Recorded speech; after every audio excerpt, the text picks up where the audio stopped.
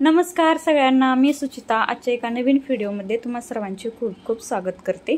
तर आजच्या व्हिडिओमध्ये आपण ब्लाउजवरून मापे कशी घ्यावीत तर ते सविस्तरपणे पाहणार आहोत। तर हा माझ्याकडे ब्लाउज आहे आणि हा 4 टक्स ब्लाउज आहे, हा बाहीचा ब्लाउज आहे। तर याची सगळी मापे मी तुम्हाला डिटेलमध्ये सांगणार आहे। तर व्हिडिओ स्किप न करता पहा, अगदी एका ह्या व्हिडिओमध्ये तुमच्या लक्षात येईल की ब्लाउजवरून मापे कशी घ्यायची असतात ते। तर त्या अगोदर मैत्रिणींनो, अजूनही तुम्ही आपल्या चॅनलवरती नवीन असाल तर प्लीज लाईक, शेअर आणि सबस्क्राईब करायला विसरू नका। तर चला आपण व्हिडिओला लगेचच सुरुवात करणार आहोत।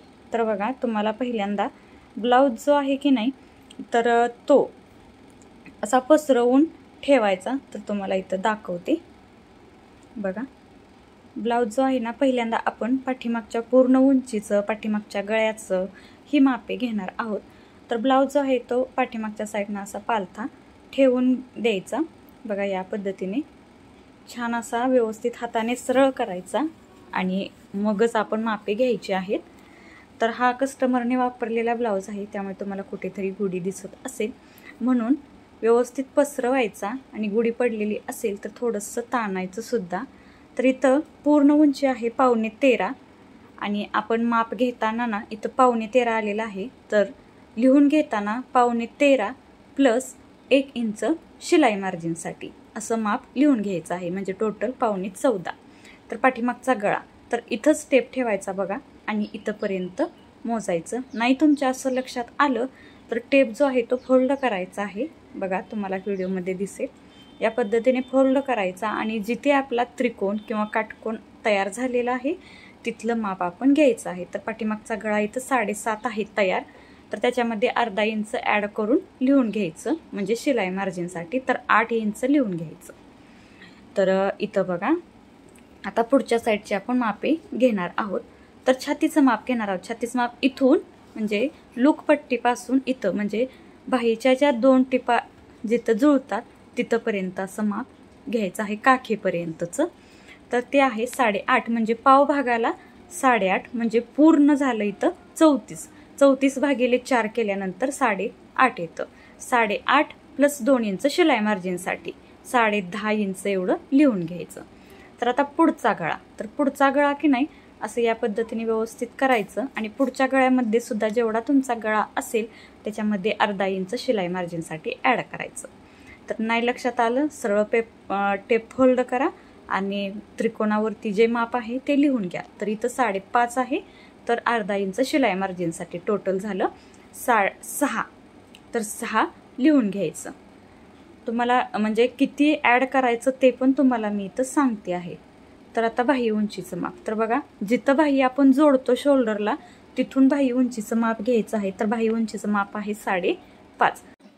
तर अस्तरची बाही म्हणून 1 इंच ॲड करून बाही उंचीमध्ये लिहायचं। तर बाही उंची 5.5 प्लस 1 इंच म्हणजे 6.5 एवढं लिहायचं। तर बाहीची रुंदी जी आहे ती 5.25 आहे इथं, आणि 5.25 आहे म्हटल्यानंतर प्लस 1.5 ते 2 इंच ॲड करून लिहायचं। 5.25 प्लस 1.5 ते 2 इंच ॲड करून लिहायचं रुंदीमध्ये सुद्धा। तर हे झालं बाही उंचीचं पण आणि रुंदीचं पण। तर इथंपर्यंत आपली मापे झाली। तर आता आपल्याला कमरेचं माप सुद्धा घ्यायचं आहे। तर कमरेचं जे माप आहे ना तर ते बघा, इथून म्हणजे हुकपट्टीपासून लूकपट्टीपर्यंत सगळं अंतर मोजायचं आहे। ते झालं कमरेचं माप। बघा इथंपर्यंत। तर कमरेचं माप आहे इथं 29। बघा, आपण इथून पूर्ण असं इथंपर्यंत मोजलेलं आहे। तर हे झालं कमरेचं माप। कमरेचं माप आहे 29। तर आपण माप टाकताना 29 भागिले 4 बरोबर 7.25 आणि 7.25 प्लस पाठीमागच्या टक्ससाठी 1 इंच आणि शिलाई मार्जिनसाठी 2 इंच असं टोटल आपण कमरेच्या चौथ्या भागामध्ये 3 इंच ॲड करत असतो। तर ते तसं लिहून घ्यायचं। 7.25 प्लस 1 इंच पाठीमागच्या टक्ससाठी आणि 2 इंच शिलाई मार्जिनसाठी। तर बघा, आता आपल्याला मुंडा आणि शोल्डरचं माप घ्यायचं आहे। तर ते कसं घ्यायचं ते पण तुम्हाला इथं मी सांगणार आहे। तर त्यासाठी इथं बघा काय करायचं, तर मुंडा जो आहे तो कसा मोजायचा, तर पुढच्या साईडनं बघा इथं असं हा ब्लाउज ठेवून घ्यायचा। टेपने इथून आपल्या काखेपर्यंतचं अंतर मोजायचं. तर नाही असं लक्षात आलं, टेप सरळ फोल्ड करायचा. तर तिथं किती येते, कॉर्नरवरती बरोबर 6 येते. तर मुंडा जो आहे तो या ब्लाऊजसाठी आपल्याला 6 घ्यायचा आहे. म्हणजे 34 साईजच्या ब्लाऊजसाठी मुंडा जो आहे तो 6 आलेला आहे. तर आता शोल्डरचं माप कसं घ्यायचं, तर ब्लाऊज जो आहे तो व्यवस्थित असा पालथा ठेवायचा. वरचं 1 नंबरचं जे हुक आहे ते लावून घ्यायचं. बघा तुम्हाला इथे मी दाखवते. तर व्यवस्थित असं सरळ करायचं आणि 1 नंबरचं जे हुक आहे ते लावून घ्यायचं. बटन असो किंवा हुक असो, काही असू द्या, ते लावून घ्यायचं आणि नंतर शोल्डर मोजायचं आहे. तर बघा इथं शोल्डर येतंय 11. तर 11च्या निम्म घ्यायचं आहे आपल्याला इथं 5.5. तर 5.5 आपण या ब्लाऊजसाठी शोल्डर घेणार आहोत. या पद्धतीने सगळी मापे आपण इथं घेतलेली आहेत. तर एवढ्या मापांमध्ये आपला ब्लाऊज कटिंग आणि स्टिचिंग होऊन जातो. व्हिडिओ पाहिल्याबद्दल धन्यवाद.